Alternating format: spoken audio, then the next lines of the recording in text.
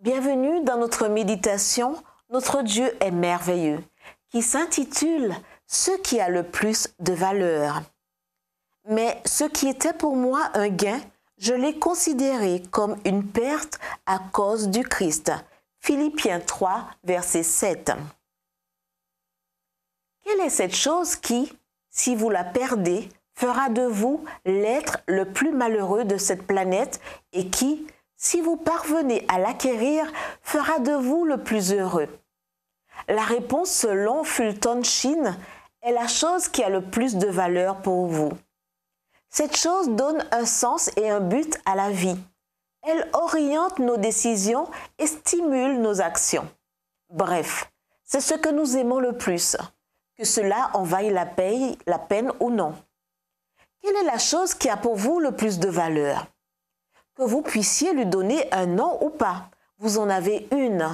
Nous en avons tous une. À quel point est-elle précieuse?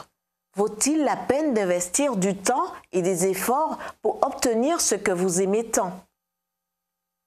L'histoire de deux personnages bibliques nous aidera à comprendre la question. Quelle était par exemple la chose qui avait le plus de valeur pour Akab, le roi d'Israël? Pour le savoir, il suffit de poser la question. Quelle chose dans ce monde faisait de lui l'être le plus malheureux parce qu'il ne l'avait pas et qui l'aurait rendu le plus heureux des hommes s'il la possédait?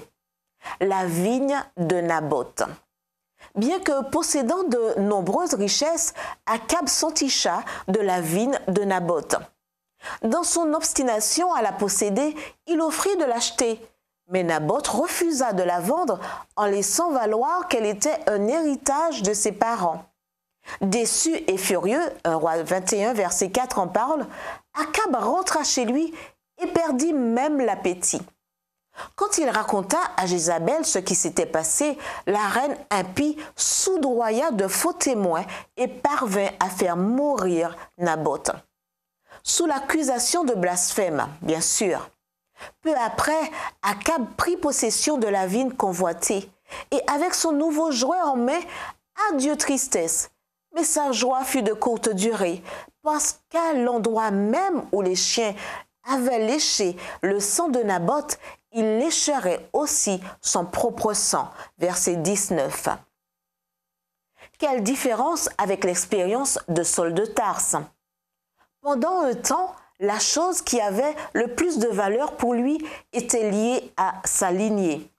Israélite de naissance de la tribu de Benjamin, hébreu descendant d'Hébreux, Philippiens 3, verset 5. Mais quand il connut l'amour du Christ, ce qui avait auparavant de la valeur pour lui devint comme des déchets en comparaison de ce bien suprême. Connaître Jésus-Christ, mon Seigneur, verset 8. Le dénouement pour ces deux hommes est intéressant.